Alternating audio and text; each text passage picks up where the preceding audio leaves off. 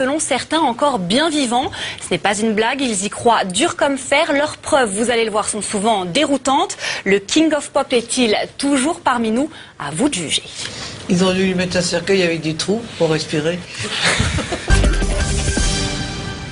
Breaking news. 25 juin 2009, 17h20. Un site américain appelé TMZ annonce une nouvelle qui va vite faire l'effet d'une bombe à travers le monde. Michael Jackson est mort. Celui qu'on appelait le King of Pop aurait succombé à une crise cardiaque à son domicile, âgé à peine de 50 ans. Pour ses fans, cette bouleversante disparition est inconcevable. Comment MJ, qui semblait pourtant en pleine forme lors de ses dernières apparitions, a-t-il pu disparaître aussi soudainement? Surgit alors une question, et si Michael Jackson était encore en vie? Aujourd'hui sur Internet, l'hypothèse d'une véritable conspiration fait de plus en plus d'adeptes. Coup de projecteur sur tous les éléments de cette troublante théorie. Pourquoi Jackson aurait-il mis en scène sa propre mort? Artiste pionnier et innovateur, Michael Jackson a de tout temps nourri l'incroyable projet de réaliser un film révolutionnaire à échelle planétaire.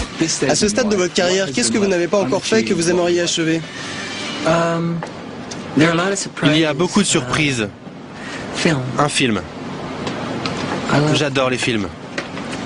Quoi d'autre? Ça ne sera pas un simple film, il s'agira d'innover, d'améliorer ce média et l'emmener jusqu'à un autre niveau. Pour les adeptes de cette théorie, Michael Jackson ne serait pas mort, mais tout simplement passé de l'autre côté du rideau, devenant l'unique metteur en scène de son propre décès, une mise en scène que certains auraient décelée dès l'annonce de la mort du King of Pop.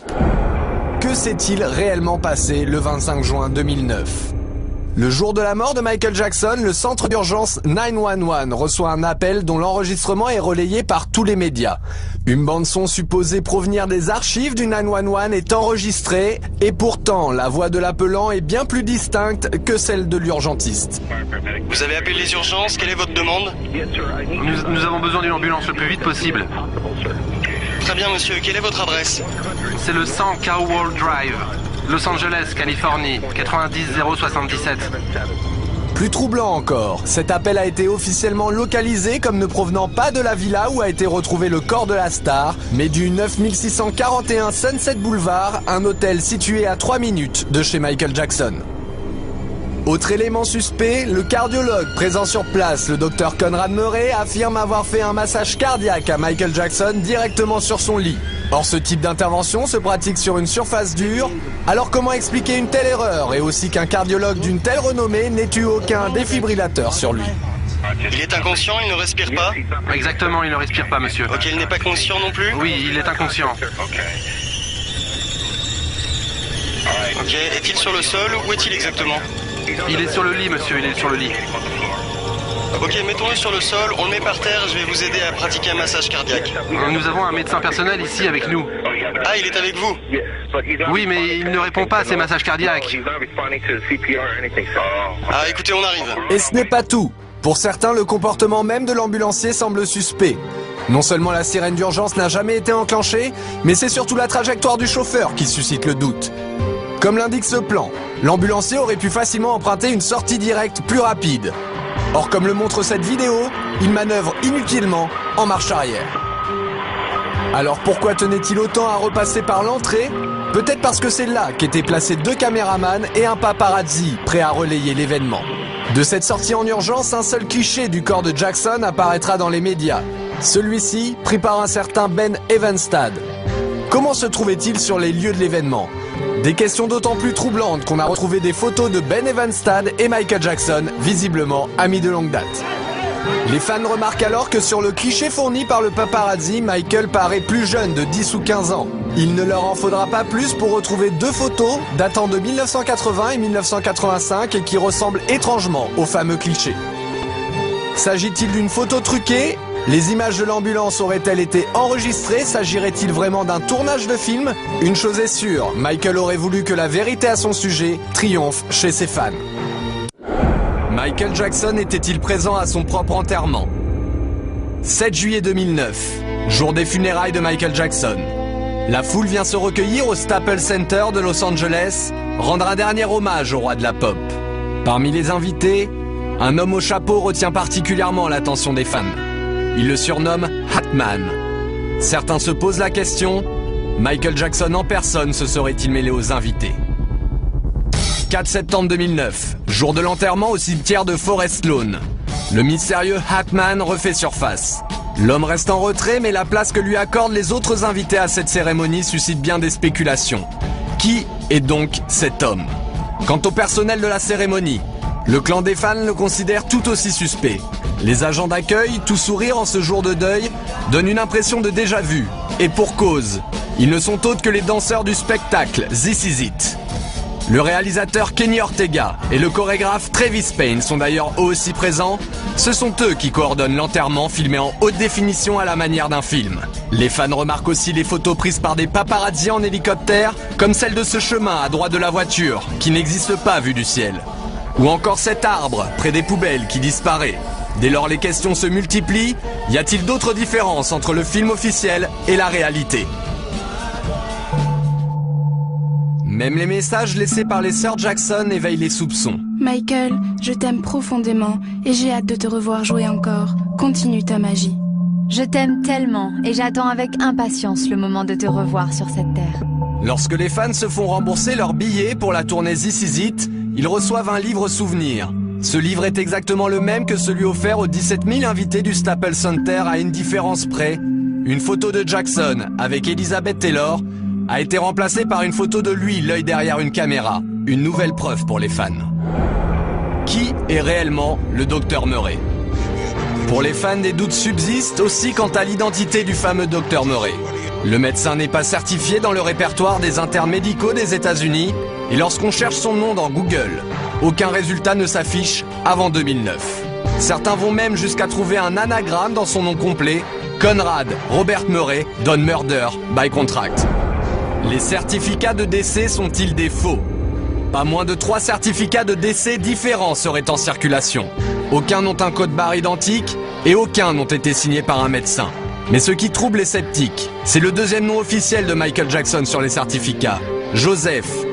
Pour certains, Jackson s'appelait en réalité Michael Joe Jackson. De nombreux documents officiels viennent étayer cette théorie et Jackson se présente ainsi devant les tribunaux. Alors comment est-il possible qu'une erreur aussi importante se soit glissée sur chacun de ces actes officiels? Devant le nombre d'erreurs, la réponse reste entière. Mais un autre détail éveille les soupçons des fans les plus passionnés. Lors de l'enterrement, ils remarquent que les 2 seules photos placées autour du cercueil sont issues de la pochette du disque Liberian Girl. Comme dans le clip de cette chanson, Michael Jackson est-il en train de faire croire à sa disparition alors qu'il est derrière la caméra? À la mort de Michael Jackson, en juillet 2009, le monde entier suit une à une les images du décès de la star. Une médiatisation à outrance qui va faire naître une étrange théorie.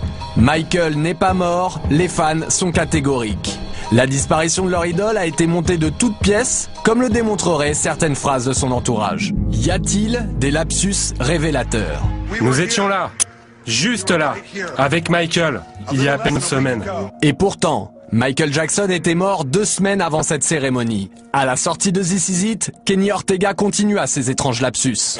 Quand vous étiez en train de choisir, quelles images utiliser? Quelle était votre méthode?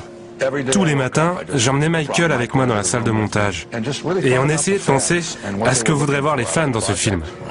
Pourtant, les images de This Is It n'ont jamais eu vocation à être montées pour le cinéma. Alors comment Michael Jackson aurait-il pu assister à ce montage? Et enfin, ces étranges témoignages de Frank DiLeo, le producteur de Michael Jackson, au présent, comme si Michael n'était jamais mort. Michael Jackson a toujours fait ce qu'il voulait. Vous vouliez voir Michael? Vous veniez. Michael est-il disponible? Vous veniez. Même chose aujourd'hui. Vous voulez voir Michael? Vous venez. Pour les fans, ces lapsus ne sont pas le fruit de l'émotion, mais les preuves d'une mise en scène précipitée et mal préparée. Les adeptes de la conspiration sont catégoriques, Jackson et ses complices sont en train de manipuler les images de la mort du King. Une passion pour l'illusion que la pop star aurait toujours su pratiquer. Michael manipule-t-il les images? En 1985, des clichés incroyables de Michael Jackson endormi dans un caisson à oxygène défrayent la chronique. Et pourtant, la chambre hyperbare serait une folle rumeur que la star elle-même se serait amusée à inventer. Lorsque l'affiche du projet Believe est diffusée au public, les fans de Michael y trouvent d'autres raisons de douter. Michael continue-t-il de leur envoyer des messages? C'est ce que leur évoque l'inspiration du spectacle Believe, proche des contes favoris de Michael Jackson, comme Le Magicien d'Oz, l'incroyable histoire d'un magicien manipulateur dans lequel Michael Jackson a joué aux côtés de Diana Ross. Et enfin des coïncidences troublantes entre de célèbres affiches du King of Pop et celles de cet étrange spectacle de magie. La vérité se cache-t-elle derrière Believe? Les fans veulent y croire et y voir une fois encore un signe de Michael Jackson. Julie Boisvert est l'une d'entre eux. Qui est Julie Boisvert? Après le décès de son idole, Julie Boisvert se lance dans un voyage sous forme de pèlerinage sur les lieux symboliques de la vie de Michael. C'est comme si je perdais un membre de ma famille. C'est quelqu'un qui a fait partie de ma vie entièrement depuis que je suis toute petite. Admiratrice du King of Pop, Julie ne peut s'arrêter de vouer un culte sans borne à Michael Jackson. À tel point qu'elle décide de mener l'enquête, analysant les circonstances autour de cette disparition soudaine et faisant naître le doute sur Internet, à travers un montage vidéo précis et inquiétant. Michael Jackson aurait-il pris les traits d'une autre personne? Les proches de Michael sont catégoriques. MJ a toujours pratiqué l'art de la manipulation et du déguisement. Son frère Marlon, comme d'autres, raconte avec beaucoup d'humour ce goût de Jackson pour le déguisement. Je me rappelle avoir été un jour dans un magasin de disques. Et il y avait cet homme qui achetait beaucoup de CD. Il avait une petite coupe afro et de drôles de dents. Et ses habits étaient affreux. Je me suis approché de lui et je lui ai dit « Michael, qu'est-ce que tu fais dans ce magasin ?» Face à cette fascination de Michael pour la transformation, de nombreux blogs relayent une étrange rumeur. La star continuerait d'apparaître en public, systématiquement déguisée pour pouvoir observer ses proches et sa famille depuis sa mort, et notamment le jour de son propre enterrement. Le doute sur la mort de Michael serait donc encore possible, alors quand apparaît sur le réseau social MySpace un étrange personnage nommé Dave Dave, les fans n'en croient pas leurs yeux. Dave Dave serait-il Michael Jackson? En 1983, un enfant nommé Dave Dave fait la une des médias. Victime d'un incendie criminel perpétré par son propre père, l'histoire de Dave Dave va émouvoir Michael Jackson. La star lui jure alors une amitié éternelle. J'ai senti une main se poser sur mon épaule et je me suis retourné. C'était Michael. Et vous savez quoi, Larry? Ce jour-là, nous nous sommes promis une amitié qui ne finira jamais. Soudainement, en septembre dernier, Dave Dave réapparaît sur le plateau de Larry King. Ce troublant personnage va donc faire amplifier la rumeur. Pour les fans, Dave Dave et Michael présentent trop de ressemblances troublantes. L'impossible devient alors envisageable pour eux, les mots et la voix seraient trop ressemblantes. You all mean very much to me, and I love you very much. May God bless you. I love you very much, and may God bless you all. I love you. Ces étranges coïncidences continuent aujourd'hui d'alimenter cette théorie selon laquelle Michael Jackson ne serait pas mort, une énigme qui ne cessera pas avant que les fans aient trouvé ce qu'ils veulent, la vérité, leur vérité. La vérité triomphe toujours.